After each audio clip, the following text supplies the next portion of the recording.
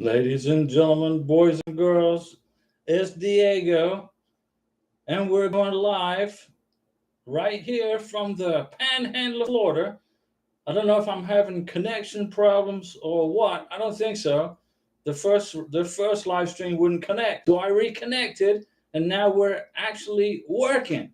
The technology is working, and I'm Diego. You guys who don't know who I am, I'm in the K1 visa process with the beautiful Karina, my lovely prometida. She is from Caracas, Venezuela, and I live in the Panhandle of Florida, sweaty Florida, near Pensacola, north of Navarre Beach. And the live stream started 2 minutes late because I couldn't get a connection. So now it's working. And today, let's talk about whatever you want to talk about. Let's talk about invoice numbers, case numbers. What's a case number? What's an invoice number? What is it? When you got your NOA2 letter in your hand, okay? You got your NOA2 approval letter, and now you are waiting for a welcome letter from the National Visa Center. That takes about 90 days. 60 days, 70 days, 80 days, 90 days, 100 days. Right in there, that's how long it's taken to get the welcome letter from the National Visa Center. And what the National Visa Center will do will send you a case number, but not an invoice number. You don't have the invoice number yet. So you're getting frustrated, you're getting a little panicky because you're like, well, I got the case number. I can't schedule my visa interview. That's correct. You cannot schedule the visa interview until you get the invoice number. And you don't get the invoice number until you get the ready status. You get the ready status when the embassy has received your K1 visa from the National Visa Center. Daggy, hey, hello, Diego. Hi, Daggy. Lisa D. Hi, Mr. Diego. Sunny hot here in Maryland. I'm sure it's sunny and hot here too. And I bet it's sunny and hot in Dubai with your where your beneficiary lives. Hot in Dubai, hot in Maryland, hot in Florida.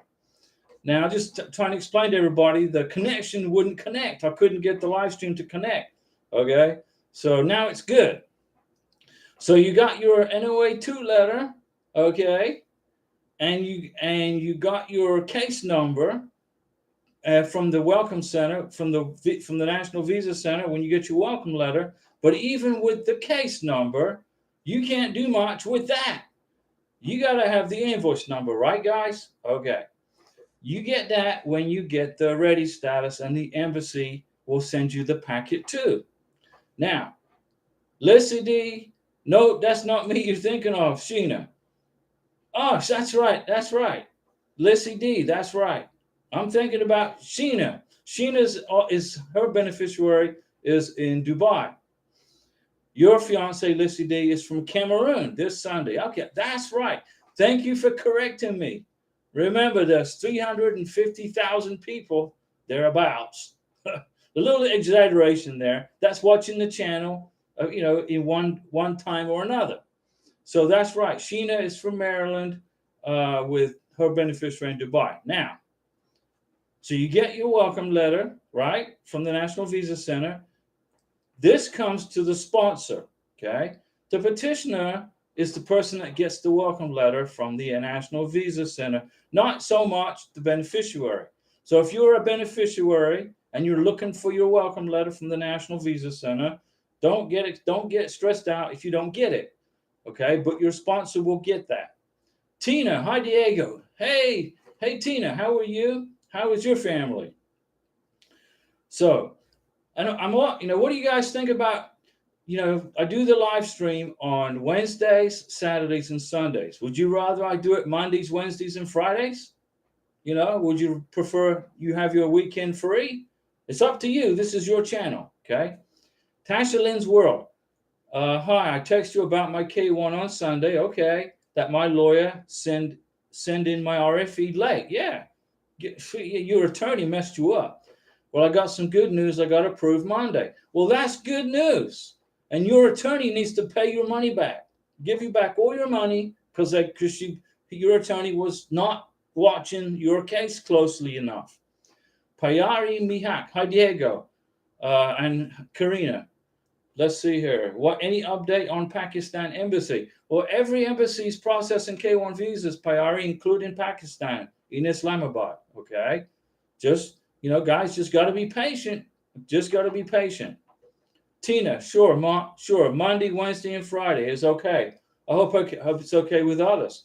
I'm thinking if I do the live stream Monday, Wednesday, and Friday, let's say at 8 p.m. or 7 p.m.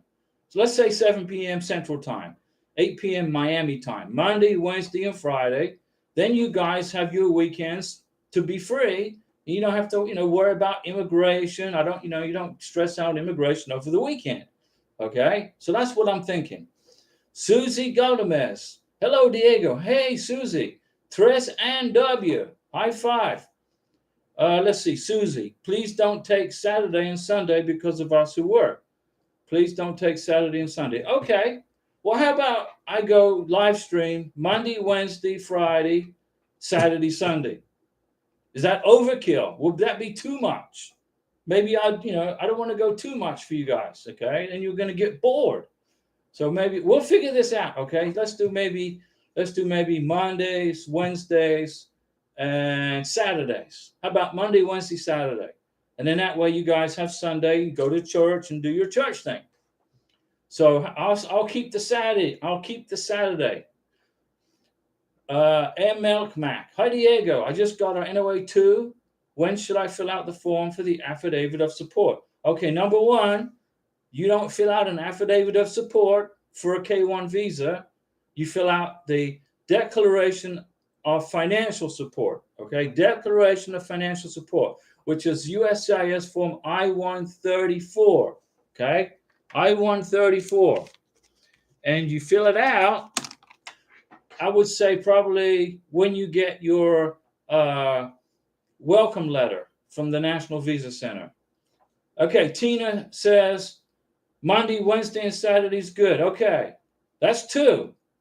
Okay, so now Susie and Tina want it Monday, Wednesdays, and Saturdays. No Sundays. Sundays is a day of rest. Sundays is you go to your church, you go to your mosque, or whatever. You go to your synagogue, although that's probably Saturdays. But anyway, we'll do Mondays, Wednesdays, and Saturdays. So you're going to fill out your I-134 Declaration of Financial Support. I would say when you get your NOA 2 letter, when you get your welcome letter from the National Visa Center. Do it when you get your welcome letter, because you got to make sure you're using the most current form, right? Now, the I-134 times out. The edition changes every now and then, so you got to make sure you're using the right form. And the I-134 is for each K1 visa, yes. So if you have your beneficiary and she has 2 kids, you're going to fill out 3 I-134s. 1 for your future wife or husband and 1 each for any children. Okay? So that's correct. Francois, hello, Diego. Hey, Francois. You doing okay, Francois? You doing good? And yeah, Tina, we're going to go Monday, Wednesdays, and Saturdays. So no more live stream on Sundays, okay? Monday, Wednesday, Saturdays. At, let's say, 7 p.m. Central Time. 7 p.m., right? Better. It's a better time. Okay. Zishan Shah, Clay R15. Clay R15. I just got my I-129F approval notice 2 days ago. BN, high five. How long do you think the rest of the process will take? I'm actually in America applying from the Philippines. Well, Clay R15, if you're in the Philippines, okay, you got to have a domicile in the United States. So you must have that because you got an approval notice. So the actual total process from Manila, that's where you're going to go for the visa interview, is about 18 months right now, from NOA 1 to the visa interview. It's about 18 months right now, as of June 28th, 2023. Let me see here. Daggy, let me see. Daggy, congrats, Lizzie D. Can you please share your fiance airport experience? Ooh, okay, that's a good idea. And did he provide COVID vaccine? Now, Daggy, whenever I go into Colombia, okay, or whenever I enter the United States in Miami, they never ask me for my COVID vaccine. Never do, even during COVID. Let's see here. Gomez, Naley. Hello, Diego. I have RFE, but I trust everything will be okay. Like, how long does it take to get the evidence request? Well, so have you received the RFE in the mail yet? It takes about 10 days to come to your house. And then when you then you're given the time frame on how fast you got to respond to it. You got to respond to the RFE in a certain amount of time, as written by immigration in the letter. Okay. Hello, Diego. Liz. Hello, Diego. Excuse my English. If the approval was received from USCIS on May 24th, 2023, when can we expect the MVC letter? Okay, Liz. Well, no problem. Your English is perfect. Which language is your primary language? And you should expect to hear from immigration in May, around April, around March or April of 2024 for your NOA 2. Okay, Liz? By the spring of next year. Francois, I'm doing good. No, because I don't know which way my life is going. Francois, your life is good. You're going to file for your K1 visa over again. Remember, you're going to reapply for it, right? You're going to reapply for your K1 visa, and I'm going to help you. Piari, how long is the Pakistani embassy taking to schedule interviews? It depends on the time of the year. Depends on whether, how busy they are. It's kind of hard to answer that question. So I kind of use an estimate of 2 to 4 months, okay? 2 to 4 months is an estimate.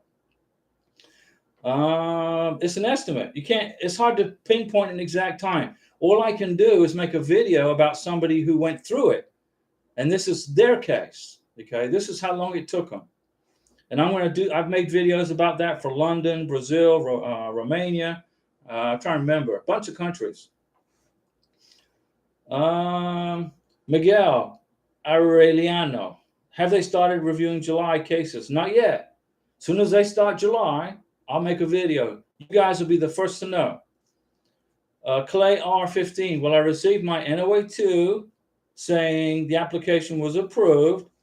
Now the rest of the process, so the interview is going to be in Manila, Philippines. So probably, let's say another 6 months, Clay, about 6 more months, okay? Because with Manila, Philippines, I'm seeing the transit and the ready status are getting done pretty quick. It's a pretty quick turnaround. Great big minds. Hello, Mr. Diego. Lots of love from Lahore, Pakistan, and Ohio. Well, we send you our love from Florida and from Colombia and Venezuela, because Karina's from Venezuela, right? Do you think, Tress and W, do you think the MVC process is moving faster? Well, right now, I've seen people getting it done in 60 days, Tress and 60, 65 days. But I'm telling you guys, it's 90 days for now, because the average is 89 days. But I've seen 60, 65 days. So I predict probably next month or by August, September, it should be a little bit faster. I'll change my estimation to 60 days, probably in July or August. Francois, how long do I have to wait? What USCIS is asking for, I don't have for the time frame they asked for. But if I do the application now, not a problem. Yeah, Francois, redo. What you need to do is you got to write a letter. You got to respond to the RFE. You got to write a letter. Dear USCIS, I didn't meet my fiance face to face in the 2-year time frame because of COVID and whatever the reason was, and say, I'm sorry, I didn't realize that this was an error. I'm going to withdraw this case and I'm going to resubmit my K1 visa package. That's what you put in the RFE. You got to respond to the RFE, Francois. You got to respond to it. Okay. You don't want to get a denial because you didn't respond to the RFE. So you're going to write a letter, dear USCIS, I'm sorry, I didn't meet the requirements as required by USCIS. So I'm going to withdraw my case and I'm going to refile my K1 visa. Okay, do that first. When you've done that, then you tell me, and then I'll get you to the next step. Clay R15, thanks for having this channel. I've learned more from you than I have anywhere else online, and it really helps. Well, we're glad, Clay R15. I want to make sure that you guys get through this K1 visa process and CR1 visa process with minimal stress, with no worrying. And I try to simplify the process. I took it from a PhD engineering degree down to a 12th grade so I can understand it. I learned the process, and I put the channel together for you guys to make it easier for you to understand the process. You know, now I got nothing against immigration attorneys. They do a good job, but they make it sound complicated, and it's not complicated. If you read USCIS websites and directions, it's complicated. USCIS wrote together the instructions, put the instructions together, and it's complicated when it shouldn't be. So now, if you're on the channel with us, it's going to be uncomplicated. It's going to be easy peasy, and you're going to get your visa, and it's not going to be a stress. Let's see here. Tresor Salas, Diego, still waiting for my RFE. Don't worry, Tresor. Be patient. Be patient. You'll get it. Immigration has not forgotten about you. If you have an RFE, immigration didn't forget about you. And then when you respond to the RFE, immigration hasn't forgotten about you. You just got to wait it out. You know, you're like rolling down the river. Francois Livingston, I realize what you're saying, and I'm going to write it ASAP. Thank you. There you go, Francois. Get that done and over with. Get the RFE over with.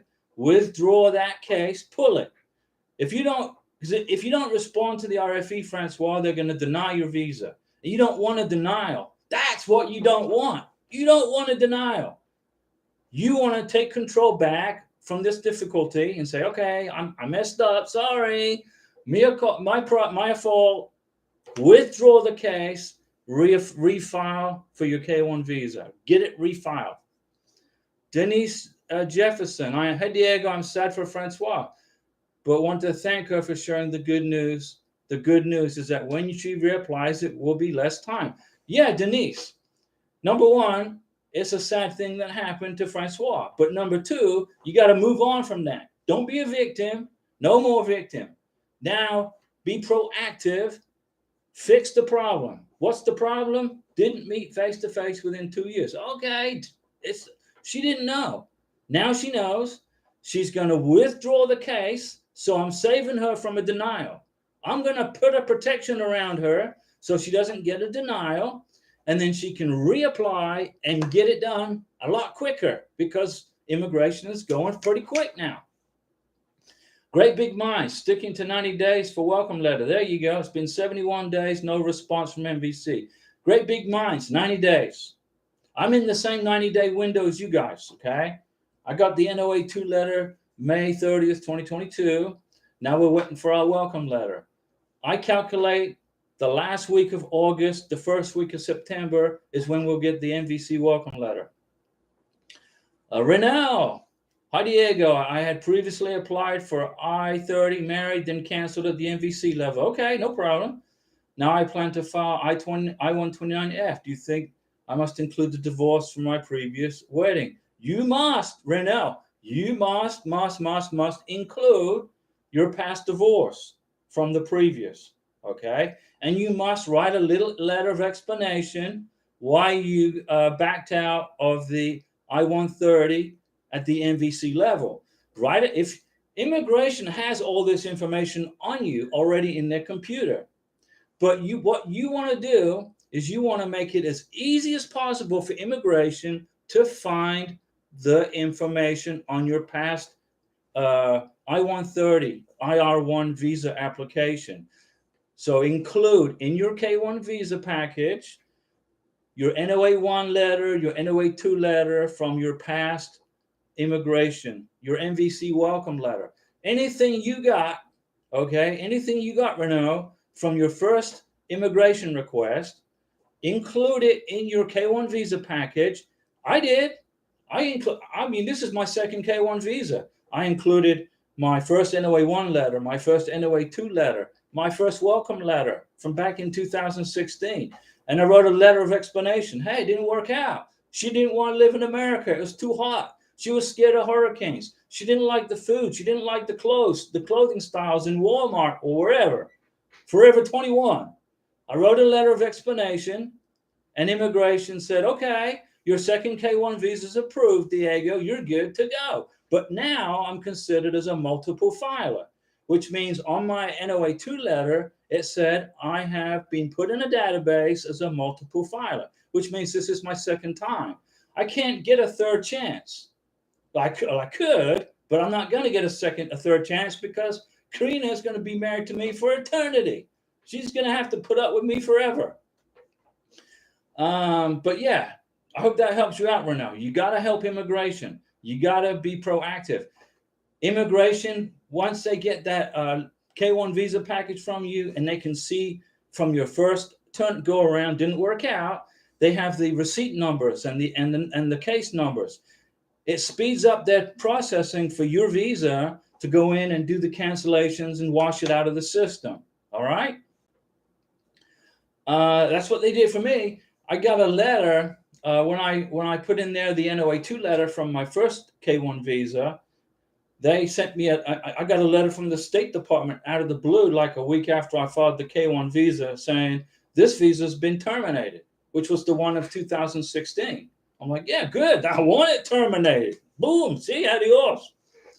That's what's going to happen. Why did I get it Why did I get such a quick turnaround? Because I helped immigration. I gave them information and knowledge, which helped them speed it up. Let's see. Denise Jefferson, does USCIS already know those countries that have rules against meeting the spouse up front? Just wondered if Francois could have taken that avenue. Denise, immigration have one rule in place, right? They say if you have a cultural difference, there's a possibility immigration will approve your visa if you haven't met face to face. But let me explain to you how that really works in the real life of immigration. They're not going to approve your visa if you haven't met face to face within 2 years. They're not going to approve it. They will come up with some INF rule that says, well, yeah, your cultural difference is this, but we're going to make you comply with the rule. So no matter, what they say, immigration says, yeah, if you have a religious reason why, and you have a protection under the First Amendment, Mr. Sponsor, but immigration, honestly, they're not going to approve it. Meet face to face. I don't care what your religion is. I don't care what country you live in. You got to meet face to face within 2 years. Okay? If you follow that little bit of advice from me, you're never going to have a problem. Francois, eternal thanks to Diego. Francois, I'm going to help you get through this. You're going to get it. Juan Cruz. Hey, Diego, I got my NOA-1 letter for Visa K-1, July 5th, 2023. Waiting for NOA-2. Yeah, I understood 2022, July 5th, 2022. So you should get your NOA-2 letter next month. Juan Cruz, okay? Buena suerte. Francois, Denise, don't be sad for me. Yeah, Francois, there you go. Don't be a victim, Francois. There's light at the end of the tunnel. You're right. It all works out in the end. You're right. Only person I feel bad for is my fiance, whose work contract ends in August. Francois, we're going to get you the K-1 visa. You qualify for the benefit. If you didn't qualify for the benefit, immigration would not have sent you the RFE asking you for the evidence that you met face to face. So you qualified for the benefit. All we got to do is make sure you submit it properly. Denise Jefferson, Diego, if you know that you messed up during the process, is it better to wait for the RFE or simply withdraw so that you can get on with the other options, such as CR1? Janice, if you know you messed up, you got to wait for immigration to adjudicate the case. Okay? You got to wait. Honestly, it's going to sit on a shelf. Immigration will get a letter. Oh, I messed up. Okay, what are they going to do with the letter? They throw it in the trash. They don't have time. They're going to go. They will adjudicate the case and tell you if you messed up. Just wait for immigration to tell you. Okay. But here's the secret. Don't mess up. Don't do that. Don't mess up. Submit a qualified K1 visa package, and then you don't have to worry about it. And we're going to help Francois.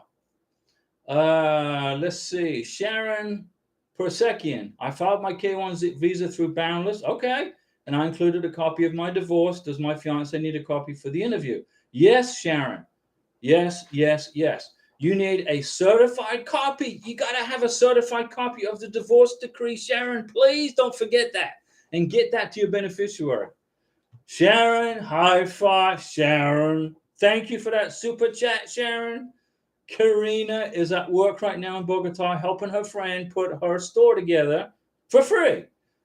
And we appreciate the super chat. Sharon, thank you so much. Now, that's going to get us a nice dinner in Bogota. And if you got any questions, Sharon, all of you guys, if you got questions, this channel's for you. And we're going to get you through the process stress-free as possible, okay? Okay, so let's see. Great big minds. Mr. Diego, after getting to the States and marrying, where do we register our marriage? And how long does it take to get a work visa? Okay, great big minds. When you get married, you take the marriage certificate that the marriage, the person that marries you normally takes the marriage certificate, signs it, and returns it to the government building, the government office. Like here in Santa Rosa County, the government office is in a town called Milton. So Captain Bill is going to marry Karina and I on the beach. We're going to get married on the beach. And then he's going to sign the marriage certificate that he married us. He's going to date it. And then he'll either give it to me because he lives in Navarre and I live way up here in the central part of the county. And then either he or I will take the marriage certificate that he signed and dated and give it to the clerk of the court. And then she or he will register the marriage. And if there's any, got to make sure there's no spelling mistakes or typos on the marriage certificate. Make sure you get the names filled out properly. If there's a typo, if there's a spelling mistake, got to redo the paperwork. The wedding officiant will sign it. You turn it in to the clerk of the court, and then you're married. They register it in the computer database. So what's going to happen is, when I get married to Karina, they'll register the marriage in the database in Santa Rosa County. Now, there's 67 counties in Florida. I can get a marriage license, okay, at my clerk of the court here. I can get married anywhere in Florida. I can get married in Miami. I could get married in Jacksonville. I could get married in Tallahassee. 67 counties, 67 options. But I live here in Santa Rosa County. So we're going to get married here and turn in the paperwork here. Let's see here. Francois, to add to his stress, he will need to pay thousands in UAE currency just to stay in the country while the K1 visa process is going on. Francois, your beneficiary doesn't have to live in the UAE. You can redo the K1 visa package, and when you fill it out the second time, put a different consular office, put a different embassy. He's from Morocco, right? If he goes back to Morocco, then you're going to put Morocco down as the embassy for the face-to-face visa interview, not UAE. I mean, we love our friends in the UAE, but if your beneficiary is from Morocco and his work contract ends, he's going to go back to Morocco, redo the K1 visa, and then put Morocco as the embassy for the visa interview. And then he won't be stuck with thousands and thousands of dollars in bills, right? Correct me if I'm wrong. Denise, Diego, do you get 2 times with K1 and 2 times with CR1, or 2 times total between the two? You get 2 chances at a visa, Denise, whether it's K1 or CR1. You get 2 chances, okay? Well, wait a second here. No, you get 2 chances for K1, okay? I went through a K1 twice. So you get 2 chances for K1, and then you get 2 chances for CR1. So they're 2 separate issues. Because I went through the K1 visa twice, and then I went through the CR1 visa. So that's 3 times for me. So but you get 2 chances at the K1, and you get 2 chances for the CR1, and they're separate entities. But I'm still a multiple filer, okay, because this is my second time. Sharon, I have it, but it's here in the USA. Well, you got to get, Sharon, you got to get the divorce decree. Make sure it's the final divorce decree signed by a judge, not by the magistrate. A lot of people are getting an RFE for a divorce decree because it's been signed by the magistrate, not the judge. And it doesn't say final divorce decree. Please make sure it says that you go to your courthouse or your government office, okay, pay for the divorce decree, the final divorce decree, and have the clerk of the court stamp it and sign it and date it, and then you send that. Then you get and then make a copy of it for yourself in color. In color, send that original divorce decree that the clerk signed and DHL it to your beneficiary. Send it through DHL to his or her country, or if you don't trust the mail, if you're going to if you're going to see your beneficiary again, because he or she, he's going to need the original I-134, bring it to him or her. This applies to everybody. Bring it in person, okay? Bring it in person to him or her. Let's see. Denise Jefferson, don't mess up. That's right. Every time I listen to you live, I see an area in my package that is questionable. For example, putting NA over areas that don't apply, each individual box. Denise, don't worry about it. Immigration, okay, prefer you to put NA in every block. They do, that you don't use. If it's not applicable, if it doesn't apply, you put NA. But immigration know that you are human, and they will take the whole package into consideration, and they won't ding you over something like that. Okay, they won't ding you over it unless you made a mistake somewhere else in the visa package, like not meeting face to face. So relax, Denise, you're good, you're going to be fine. It's preferred that you fill in all the blocks. Okay, they prefer that you do that. It just makes it easier for immigration to scan down your K1 visa package without having to stop. You'll be good, Denise. Trust Denise Jefferson. You being bad now. Super chat. Thank you, Denise. Was Denise and Sharon today? Karina and I are going to eat like kings and queens in Bogota. Thank you, Denise. Denise, I'm going to get you through this K1 visa process. Okay, I'm going to get you through it. Thank you so much, Denise. And Sharon. A question from Angel Tate. Will you travel with Karina her first time? Angel, when Karina goes to her medical exam in Bogota, I'm going to be with Karina. I'm going to pay for the medical exam. When Karina goes to her visa interview at the embassy in Bogota, I'm going to be right next to her, standing there, waiting list, but I'm going to shut my mouth. Okay, I'm going to be there at the visa interview with the scary immigration officer, okay? But I'm going to keep my mouth shut. The questions are going to be for Karina. She'll probably get 5 questions. If the immigration officer asks me a question, I will respond, okay, and then shut my mouth. But I'll be there with her through this whole thing. And then when she gets her K1 visa put in her passport, okay, I will go with her to go pick it up at whatever pickup location that we choose in the SEAC website.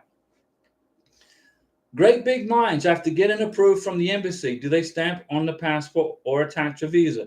Great big minds, they will emboss a visa into the passport. It's a pretty visa. It's like a collector's item. It will be a future souvenir for the future. So in 20 years from now, you can go back and look at the passport and say, "Oh, look how pretty this K1 visa is." When you fill out the DS-160, okay, that's the application for the K1 visa. Okay, you're also going to upload a passport photo with the DS-160. All right, that is the picture they're going to use for the K1 visa. Your DS-160 application, whatever name you put in there, whatever passport number you put in there, whatever expiration date for the passport you put in there, is what immigration is going to use. Okay? That's what they're going to use for your K1 visa. Sharon, I'm from Savannah but live in California. Sharon, okay, Sharon, fantastic. So you're from Savannah, Georgia. I've been to Savannah, Georgia. I think Tybee Beach is near Savannah, Georgia. But I live in California. Which part of California do you live in, Sharon? Francois, he is from Morocco. Good memory. I remember, Francois, that your beneficiary, your future husband, is from Morocco. If his contract is timed out with the UAE, call him up, send him back to Morocco, and then resubmit the K1 visa, Francois, and put in the I think it's on page 3 or whatever, I can't remember exactly. Put in there Morocco for the embassy for the second visa. And then he won't get stuck with all these bills living in UAE. Okay, you got it. Intrinsic, how long does it take to get the K1 approved? Well, from NOA 1 to NOA 2 right now is about 12 months.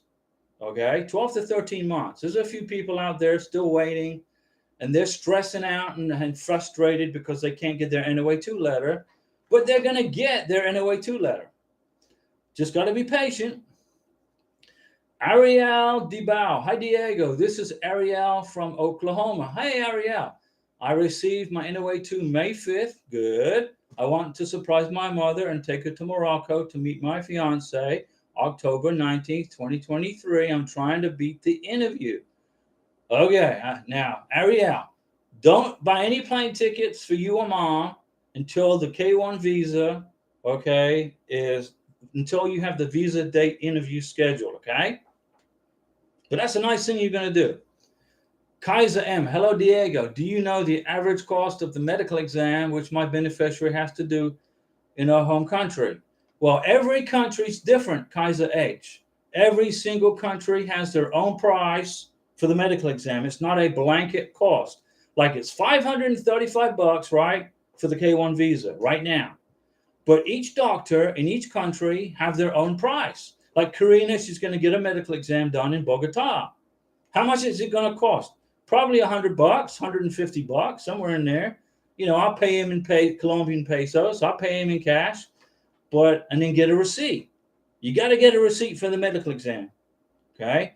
Because so it depends. It depends on the country, you know. It all depends on the country. Like Sheena, her beneficiary lives in Dubai. Now, the medical exam in Dubai is a little expensive. To me, it's crazy money, but that's Dubai. Let's see. So that the average cost is, in my opinion, I can't give you an average cost for the medical exam. I can't do it. I don't know. Let's say between $200 and $1,000. Francois, Mr. Diego, when I send the withdrawal letter to USCIS, do I include the original RFEs? Yes. Yes, Francois. When you in the RFE letter, immigration give you specific instructions. They're going to tell you exactly what to do. And the way you're going to respond to it is you're going to say, "Dear immigration, thank you for the RFE." Thank them. Thank them.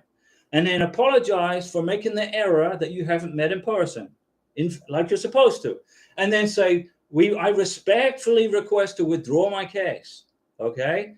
If you do it that way and sign it and date it and make copies of everything that you send to immigration. So you got a copy. Immigration will scan that letter that you send them. Okay?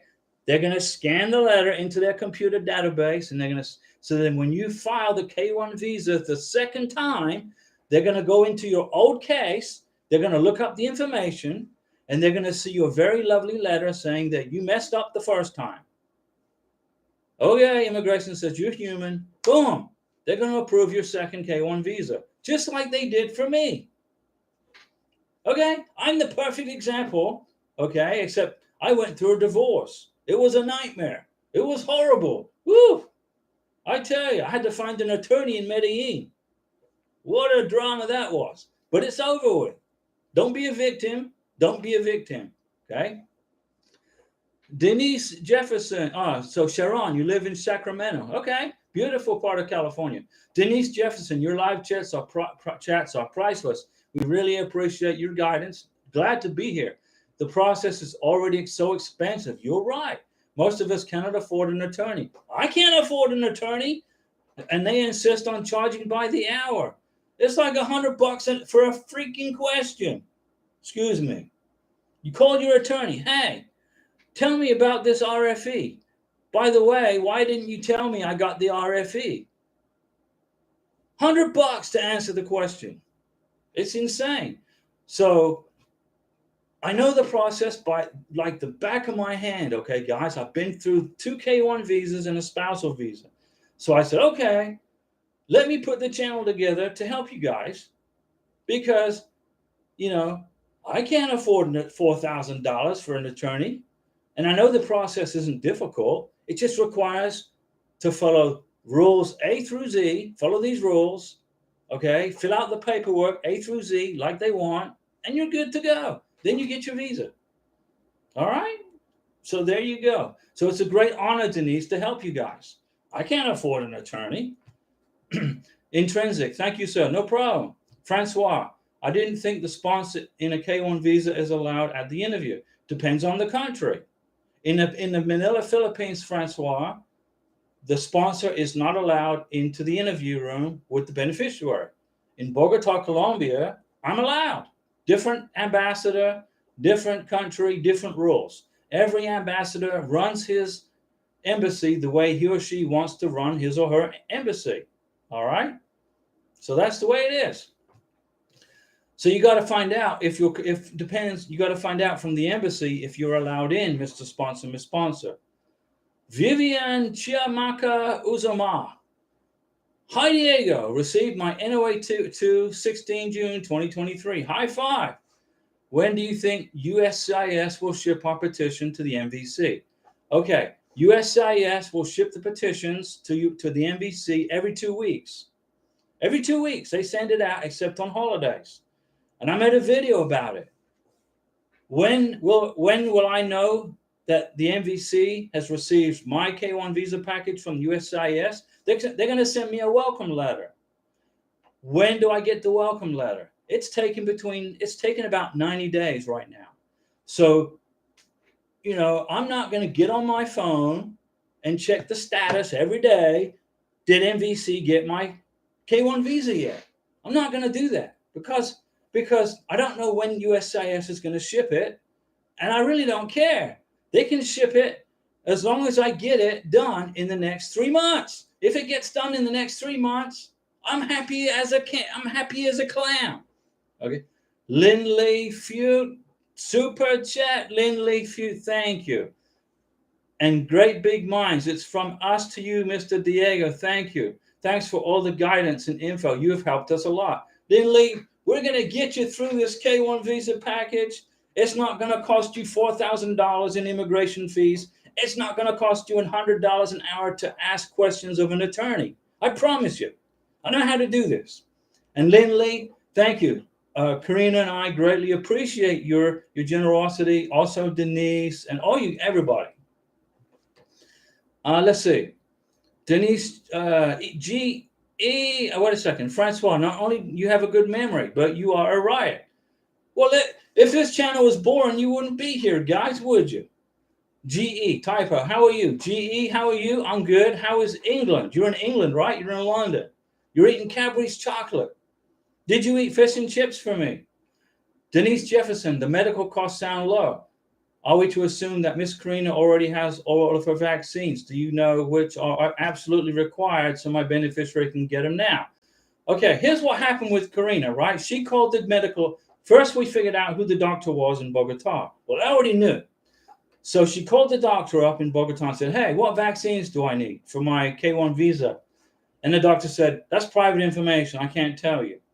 So she emailed the doctor. She said, doctor, what vaccines do I need? And the doctor responded, that's private. I can't tell you in an email. And we're like, okay.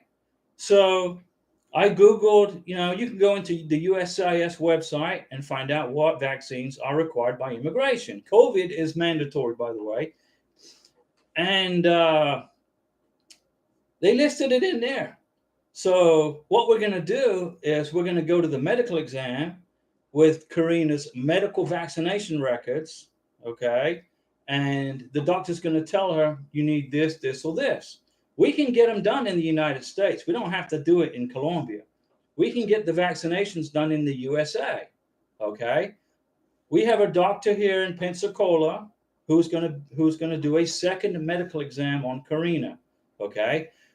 Here are problems that I'm seeing with immigration right now. Okay.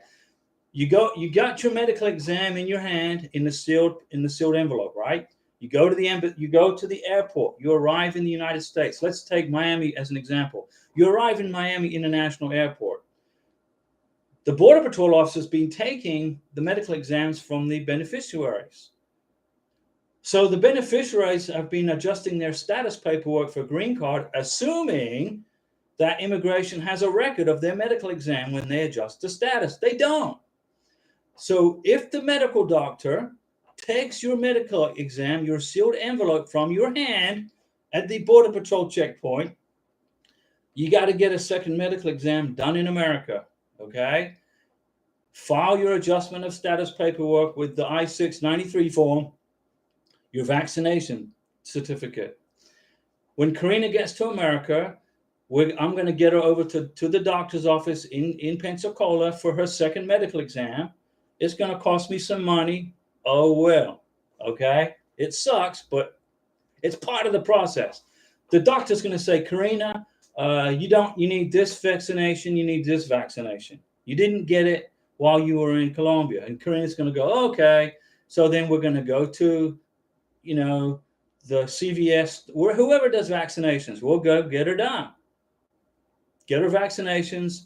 And then when we file Karina's adjustment of status paperwork for her green card, we're going to include the adjustment of status form, the affidavit of support form, and the medical exam form, and the vaccination form. All that stuff's going to be included. Okay? And then we won't get an RFE for her medical. Let's see. I don't want to miss anybody here on questions. So yeah, Denise, the medical cost for us isn't very expensive in Colombia. Colombia is not an expensive place to live. A gallon of gas is what, $2.40 a gallon? It's cheap to live in Colombia. Denise, woohoo! It's raining NOA2 letters. Yeah, there you go. LK, hello everybody. Hello LK. Let me see. What I would do is, if you don't get all your vaccinations in your country of origin, if you're in Nigeria, Colombia, wherever you live, you can get it done in America. Just make sure that you include a new medical exam and your vaccination paperwork in your adjustment of status paperwork. Okay. Once you've made it through the embassy process, okay, and you're in America, the hard part's over. Now the next part is getting the green card, and that just requires paperwork. Your beneficiary is with you. Question here. Let me see here. Gary Higgins, do you have any idea how long it's taking California to look at RFE and sending it to Manila? Yeah, it's taking about 2 weeks, 3 weeks. It depends on what they have to investigate. What was the RFE for? You don't have to say here, it's private information, but it depends on how much investigation they got to do. Ren S. Hi, Diego. I was married 21 years ago and had filed for my ex-husband green card. Okay. We remained married for 16 years, but then, we got approval from NBC. He was ordered deportation. So he was ordered deported, even though he was on a 10-year green card. Well, there must have been a reason for that. He must have did something really bad to get a deportation notice. He must have been a felon. Normally that doesn't happen. Mort D. Rea. Me and my fiance submitted our K1 September 2022. Hopefully soon we should hear something. I'm trying to see if I can go to his interview in Romania. Yeah, I remember. I made a video for you, Mort D. Rea, about Romania. Send it if you watch that video about Romania. There's an email address in there. There's a phone number in there. Give them a call and ask. Call the embassy. Sharon Persikian. I just checked, and the copy of my divorce is a certified copy signed by a judge. Sharon, perfect. So this channel gave you some really good info, and now you know what you got to do, right? You got to get that divorce decree, the original signed copy to your beneficiary. Okay, DHL, FedEx, UPS, or bring it in person. Okay, bring it in person. Renes. So then he went back to his home country in Pakistan. Okay, and I went to when I was 9 months pregnant. Oh wow! And our only son. Then 6 years ago, I returned to the USA along with my son and divorced him. Okay, no problem. And he's in his home country of Pakistan, which means you are no longer responsible for him. So when you fill out the I-134 for your second K-1 visa, okay, you got to put in there on the I-134 that you had filed in the past for a person in the past, but they live in Pakistan and they are no longer your dependent. And that way you don't get hit with your income having to meet a certain requirement because you're not responsible for him, and you don't even have to include him on your income requirement. Remember, on the I-134, you got to add up the number of dependents. On the adjustment of status paperwork, you got to add up your dependents. So you got divorced in Texas. You're good. It's done. Christopher Stout, there is 5 different types of I-134 affidavit of support. No, there isn't. There's one. There's actually 2. There are two I-134s. There's the I-134 and there's the I-134A. The I-134A is when you're going to apply for somebody for asylum. If you want to bring somebody to the United States, let's say from Nicaragua on asylum, you fill out I-134A online. If you're going to bring somebody to the United States as your future husband or wife, in your case, Christopher, or wife, you fill out I-134 Declaration of Financial Support. No, there is no such thing as an I-134 affidavit of support. It doesn't exist. There's only one. It's Declaration of Financial Support. Go to uscis.gov forms and look it up. You're going to the wrong website, Christopher. You're going to some bogus website where they're trying to bill you for the form. Go to uscis.gov/forms and look for I-134. And you'll find it. There's one of them for you. Ren, you're going to be fine, okay? Let's see. We got lots of questions. Look at all these questions, guys. Let me see here. Denise, are we learning that no one will look at the medical exam until the beneficiary gets past the interview? Here's what's happening, Denise, with the medical exam.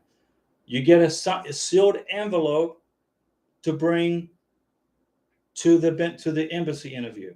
That sealed envelope then accompanies your beneficiary to the immigration checkpoint at the Border Patrol office, whether it's at Miami International Airport or Houston International Airport or Atlanta. Once you get into the airport, 9 times out of 10, the Border Patrol officers taking the medical exam from the beneficiary. They're taking it out of their hand, and it's gone forever, lost into oblivion. But a lot of people don't understand that when they file the adjustment of status paperwork for the green card, they got to include that paperwork in their adjustment of status paperwork. And it's good for 2 years. So if the Border Patrol takes your medical exam from your hand, it's gone. It belongs to the U.S. government. You got to get a brand new medical exam from a doctor approved by the State Department in your hometown or city, plus vaccination documents. That has got to be included in the adjustment of status paperwork. If it's not, you're going to get an RFE. I'm seeing people getting RFEs every single day. Immigration is asking for the medical exam, and the beneficiary is saying, well, I did my medical exam in Uruguay. It's good for 2 years. And then immigration is saying, okay, but where is it? Where is it? What happened? Border Patrol took it. If Border Patrol takes it, you got to get a whole new exam done. If Border Patrol gives you back your medical exam and it's still in the sealed envelope, do not open the envelope. Don't open it. Use it for your adjustment of status paperwork for your green card. Okay? Let me see. Ren S. Yeah, Ren, you're going to be fine. Just move on. You're divorced. He's in Pakistan. You're good. Great big minds, Mr. Diego. If my fiance make above the minimum amount, does she have to reveal her bank account info? Great big minds. If your fiance, your sponsor, who is an American citizen, makes more than enough money above the minimum income requirements, it's not required to reveal bank account information. Not necessary. Don't have to. On the I-134, Declaration of Financial Support. More D-Ray. Thank you. No problem. One cruise. I hired a lawyer. Okay. Can I cancel him anytime? Sure. But if you fire your attorney, the deposit was $500, total $3,000. So you're probably going to lose the deposit. Was it a refundable or non-refundable deposit? Okay. One cruise. If it was a non-refundable deposit, you lost your $500, but you saved $2,500. I made a video on how to fire your attorney, okay, or get rid of your attorney, or to no longer use your attorney. You got to notify USCIS Service Center in writing that the name of your attorney, his phone number, his office information, and say, I am no longer utilizing the services of this person. And you have to sign and date the letter. Immigration will then send you a letter back to you, Juan, and say, okay, from now on, all correspondence for this visa process will be coming directly to you, Juan Cruz, no longer to your attorney. Right now, immigration will be contacting your attorney for everything to do with your immigration package, everything. So if immigration need an RFE, who gets it? Your attorney gets it, not you. What if your attorney's secretary gets the letter, the RFE, pigeonholes it somewhere and forgets about it and doesn't respond to it? Guess what? Your visa gets blocked, denied, and flushed down the toilet. You need to be in control of your K-1 visa, not an attorney. The only time you need an attorney is if you have a criminal record and you want the attorney to review your case file, your whatever it is you did wrong, and see if you qualify for the visa. Or if you get a denial at the embassy, or if you get a denial at USCIS and you want the case to be reopened, that's when you hire an attorney. But you do not need to hire an attorney to start the process. It's easy, guys. I've made 3 videos on how to put together a K-1 visa package for free. And everybody that follows those videos has never had a problem. They've never had a problem. I figure if I can save you $4,000, that's money you can use for your wedding, for your honeymoon, whatever. Okay? New clothes for your future wife, get her a beautiful wedding dress, whatever you're going to do. I can't afford an immigration attorney. I've been through this process 3 times, twice with K-1 and once with CR1. And I'm going to share all this knowledge with you guys for free. And then Denise and you guys send me super chats and I go out and have a nice dinner with Karina. But I saved you $4,000, right? Let me see. Sharon, I have to fly to Turkey again. I will do that. Okay. Another visit to see my fiance wouldn't hurt. No, Sharon, that's a good idea. And make sure you keep all the boarding passes, keep all the receipts. If you're at the airport, you land in Turkey, you're in Ankara, Turkey, and you go grab something to eat at the airport, get a receipt, pay for it on your credit card. Get evidence that you are in Turkey. If you have a credit card that doesn't charge a financial overseas transaction fee, get one of those credit cards. My credit card, I got 2 credit cards, and one of them charges me an overseas financial transaction fee. And I was in Colombia for 6 months, whatever, 5 months, spending money, having a good time, and I'm getting double billed on my credit card. I get billed for the transaction, and then I get billed for the financial transaction fee. I'm like, what the heck? What's going on with this? So I called my bank, okay, and they said, we don't charge a financial transaction fee on our credit card. So I got a credit card from my bank. So now I use this credit card, my green card credit card, not my blue one, and I don't get hit with double fees. Okay. And I always use my credit card when I'm in Bogota, always. So that way I've got a record and I've got a history of me, Diego, being in Colombia with Karina. I use cash for tips and stuff. I see little kids playing their musical instruments, their guitars on the bus, on the Transmilenio, sitting on the street corner, playing their singing, doing their dance routine. I pay them cash in pesos. I want to help the kids. They're dancing, they're trying to make some money. Pay them in cash. But if I'm buying food, if I'm going into a restaurant, if I'm at the airport in Bogota, everything's on my credit card. So there is absolutely zero doubt in the mind of immigration that I was in Colombia. So Juan Cruz, you can cancel your attorney anytime you want. Okay? Just write a letter to USCIS and tell him he's been fired. Okay? So immigration will discontinue sending anything to do with your immigration case to your attorney. Immigration will send it to you. Okay? That's what you want. So, and Sharon, go to Turkey, have a good time. Christopher, do I need the I-864 papers? The I-864 are used for the adjustment of status, Christopher. That's your affidavit of support. The affidavit of support is filled out when you apply for the green card. The I-134 is filled out when you are filing for declaration of financial support at the embassy. There's two forms you got to fill out for this green card process.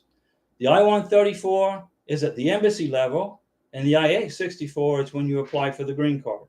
Don't confuse those two forms. Do not confuse them. So do you need the I-864? Yes, when you apply for the green card. Do you need it for the embassy?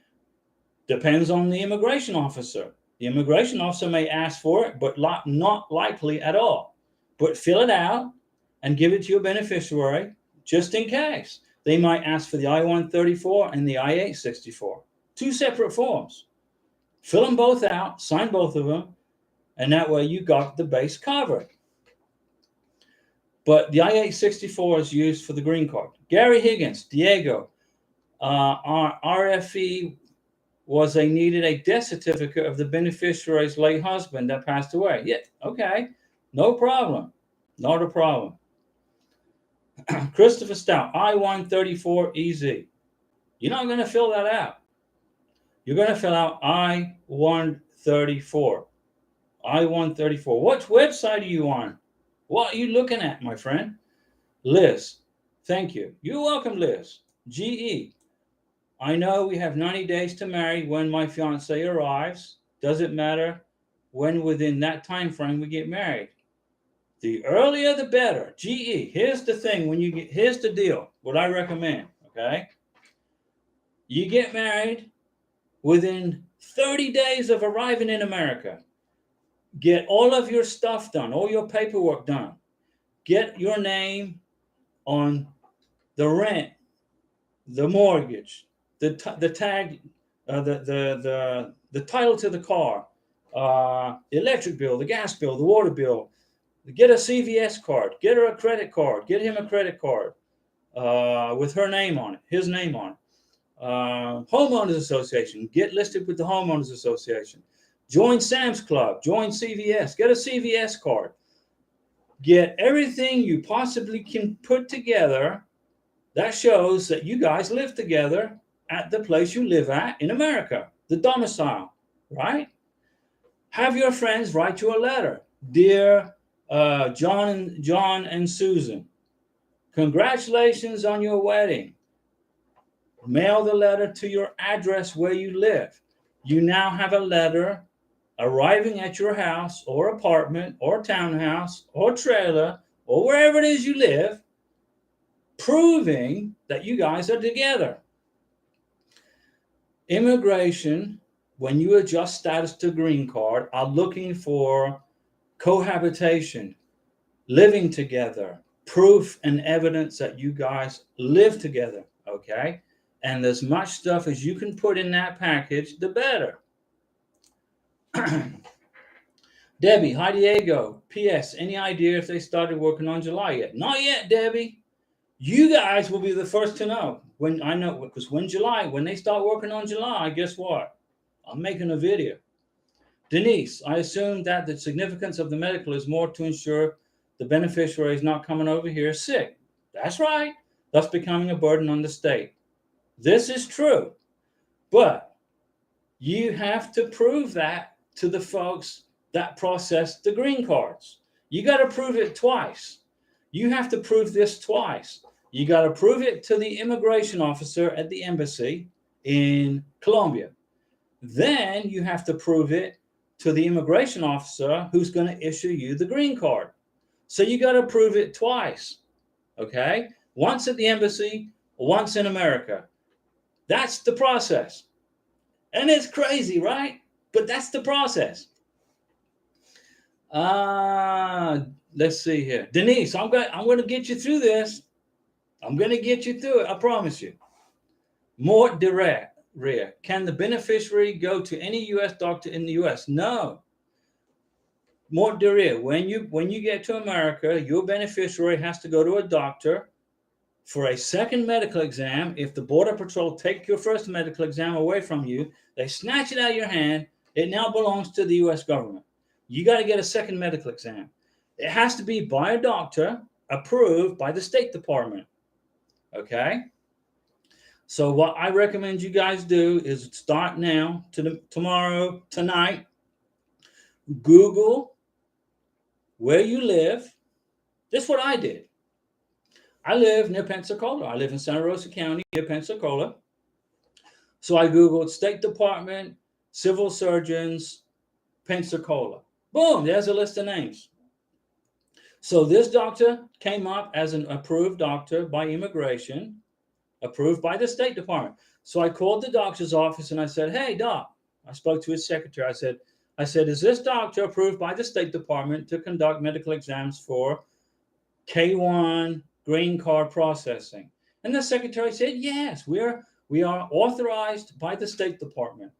Great, said I. So now I know which doctor that I'm going to take Karina to when she gets to America to get her second medical exam done. And then this doctor will tell Karina, oh, by the way, you need this vaccination and you need this vaccination. Okay. So if that's what happens,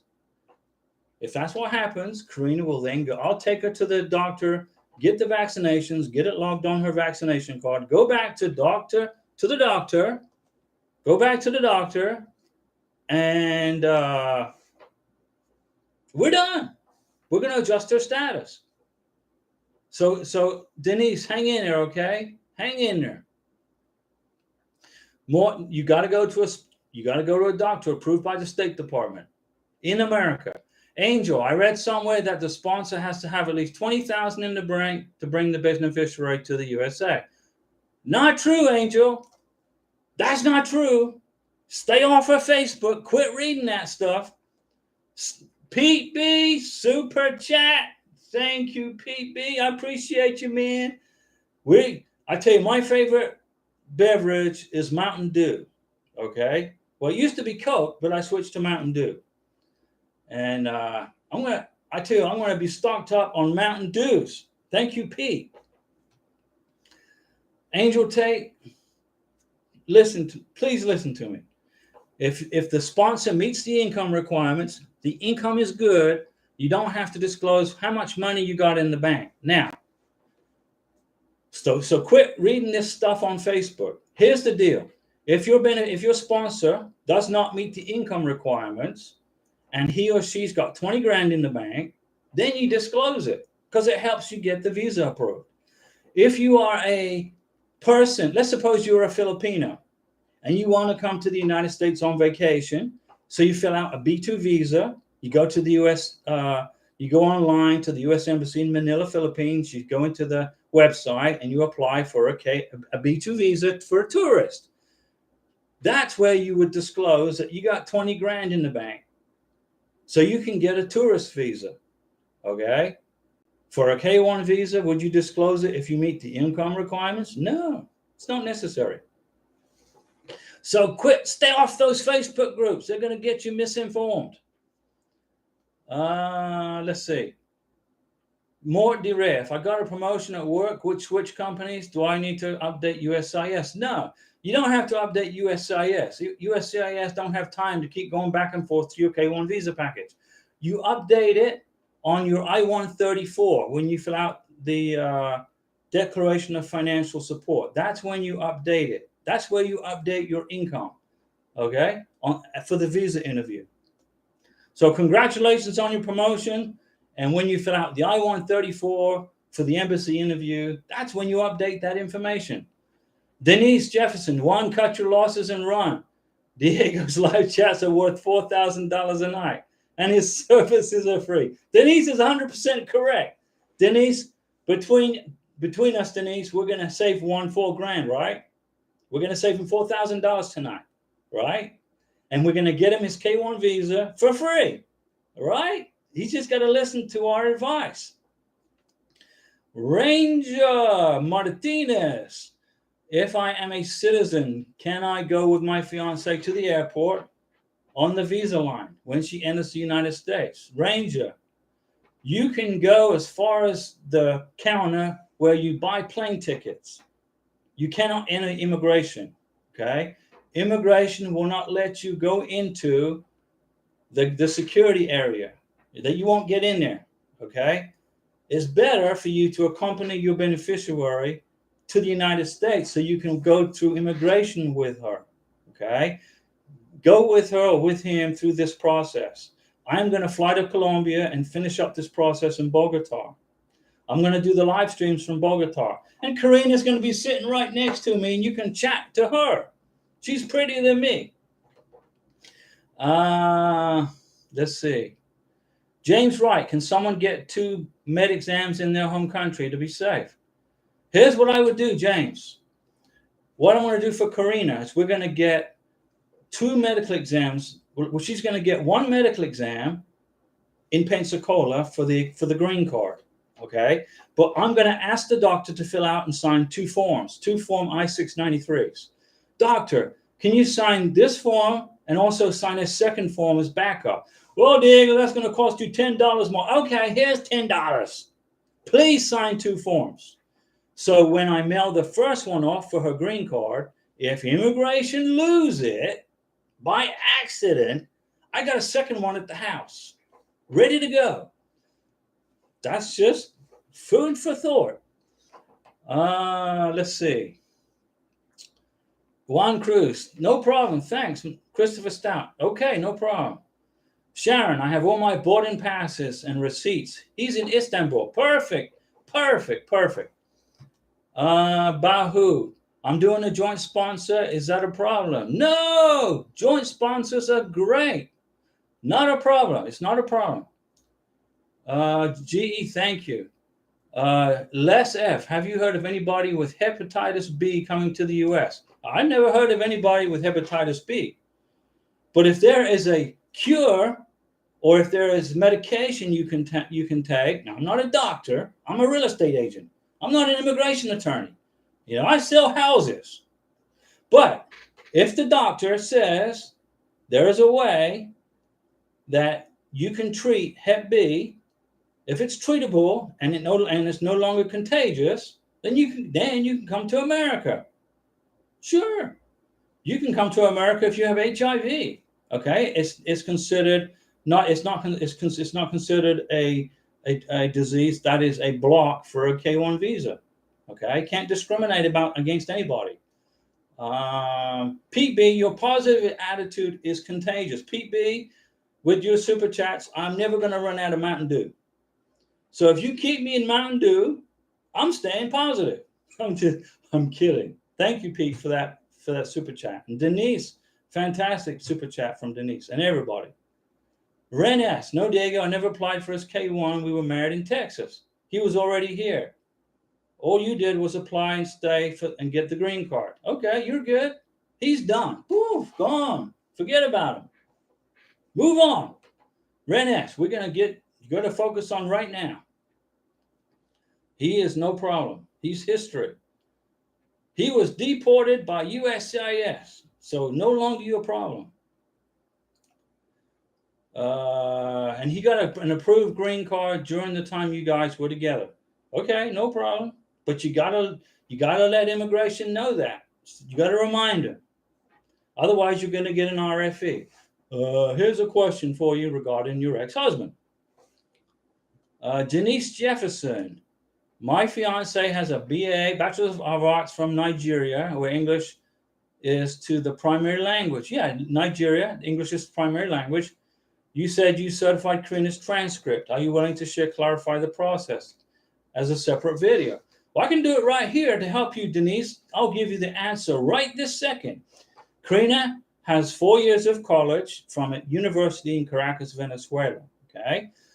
Everything's in Spanish. All of her transcripts, her college transcripts, her grades, all the courses that she took are listed all in Spanish. So I got it translated into English first. And the company that I used, the Spanish group, said to me in an email, hey, Diego, would you like us to convert this college transcript into a U.S. equivalency degree? And I said, sure. How much is that going to cost me? And it was like $10, I think. It was a very small amount of money. I said, go ahead. So I got Karina's college transcripts translated into English. Then I got them adjudicated into an equivalency in the United States of America.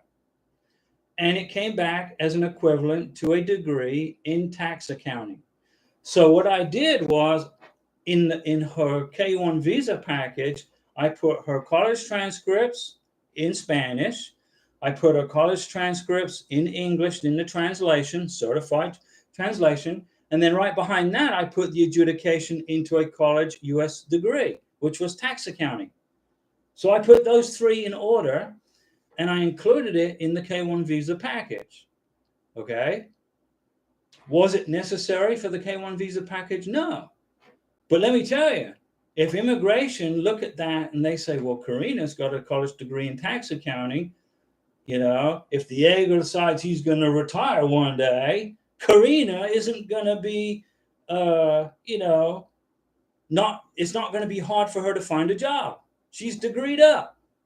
That's why I did that. It made the visa more stronger. It gave her more clout. It gave the K1 visa more strength. Guess what? We got it approved. And she's going to bring that information to the embassy interview in Bogota, Colombia. And guess what?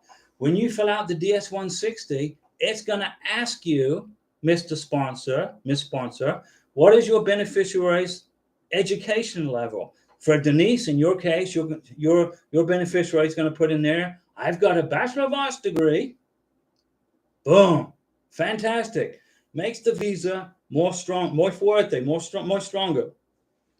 Daggy, what question did I miss, Daggy? You wrote me like 50 million questions. Which one did I miss? Daggy. Okay, I heard the beneficiary can ask a copy of the medical exam, send the second copy along with the I-485, and got approved without an RFE request. Right. That's right, Daggy. When you fill out the green card request, the adjustment of status, include the medical exam in there in the sealed envelope. If the Border Patrol take your medical exam away from you at the airport, like Karina is going to come into Miami International Airport, if the Border Patrol officer takes a medical exam away, it becomes the property of the U.S. government. Even though I paid for it, it belongs to the government. Guess what? I'm going to get Karina a brand new medical exam by a doctor, certified by the State Department in Pensacola. And her vaccination shots are all going to be reviewed, and whatever she needs, we're going to get done. And then I'm going to include all that in her adjustment of status paperwork so we get her green card. Let's see here. Renes, you got lots of information out here. Mort Derib, thank you very much. No problem. So you left it all alone. He's gone. He's in Pakistan. Forget about him. So Renex, my ex-husband entered the U.S. before we met. Forget about him. He's history, okay? Ranger Martinez, muchas gracias. De nada, Ranger. Me alegra. Gracias para tus preguntas. Yo respondo bien, ¿tú entiendes? Importante, tú relaja este proceso. It's important, guys, you relax during this K-1 visa process, okay? Isaac Medrano, after we get the medical exam, can I go to my fiance interview with her? Depends on the country. Isaac, which country? You got to ask, you got to tell me which country, okay? The best way, here's how I answer the question.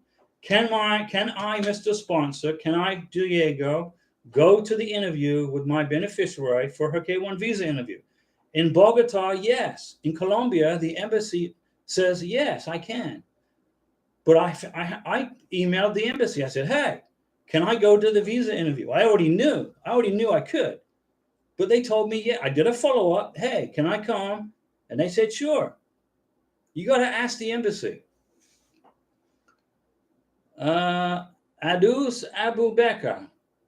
Momita Rahman, mi sweet Ed Mubarak Milai. Okay. Now I speak Spanish. I speak some Italian. And that's about as good as I get. I don't speak whatever it is you said. But I will figure it out. Vanessa Robles. Hi, Diego. So in reference to what you mentioned, if the beneficiary can get 2 completed I-693 forms from the civil surgeon in their country, they may use it if needed for additional form. Yes, you can do that. You can do that too. Yeah, you can do that because the medical exam is good for 2 years. Okay. Denise Jefferson. Wow. So my beneficiary may not have to do 3 more years of college to get a good job here in the States. No. If he's got a Bachelor of Arts degree, all you got to do is get it translated into an English equivalency, an American equivalency, the U.S. equivalency. That's all. Just get it. Here's what I would do. I would get the transcripts and a copy of the diploma for the BA and send it to the Spanish group, upload it to the Spanish group, and get them to adjudicate it for you into a U.S. equivalency. Let's see. Ren S. My only concern is my fiance's K-1 visa packet My only concern is in my fiance K-1 visa packet, I did include my final divorce decree that the courthouse gave me with the judge's signature stamp, but I didn't add any more. That's fine. As long as immigration can see that you are legally free and able to marry your sponsor or beneficiary, you're good. You're good. But the divorce decree has to be final, and it has to be certified as a final copy. Okay. Isaac Medrano, Brazil. Okay. So you're going to be going to the U.S. Consular in Rio de Janeiro. Okay. Rio de Janeiro. And I can't remember, but I know that in Brazil you got to have 8 months of time left on your passport if you're the beneficiary, and you have to sign a letter of singleness in front of the consular officer. Now, Brazil is the only country that I know of out of all the countries in the world that I'm in touch with for you guys that you have to sign a letter of singleness in front of the consular officer. But as for whether your beneficiary and the sponsor can accompany each other to the interview, I don't know. I can't remember. I would watch my video on Brazil, I made a video about it, and email the embassy and ask them. Kaiser H. Diego, how long does it take to schedule the K1 visa interview at the U.S. consulate in Mumbai, India? It depends on the time of the year, Kaiser. Depends on how busy the staff is. It depends on a whole bunch of factors. So my best estimate is 2 months, 8 weeks to 6 months, somewhere in there. Okay, guys, I have been rabbiting on and chatting for 1 hour, 25 minutes. Okay, I'm going to change the live streams to Mondays, Wednesdays, and Saturdays. I'm changing the live streams because everybody's going to church on Sunday, or they're going to their mosque, or they're going to their synagogue, or wherever they're going. Sundays is a day of rest, okay? So I'm going to quit doing the live stream on Sundays, but I'm going to do the live streams on Monday, Wednesday, and Saturday at 7 p.m. Bahu, what is your, okay, Bahu has a question. Sorry, Bahu, 1 second. We're going to get everybody. Bahu, let me see. For K1 visa, do you need to have 3 years of income? Yes. Bring include 1 year, include your last tax return with W-2s, 1099s, etc. in the K1 visa. The last tax return that you filed. For the embassy interview, make sure your beneficiary has 3 years worth. Is the embassy going to ask for 3 years worth of tax returns? Probably not. Probably not. They're going to ask for the latest tax return. Are you going to bring, is your beneficiary going to bring 3 years worth of tax returns? Yes. You never know what you're going to get asked at the visa interview.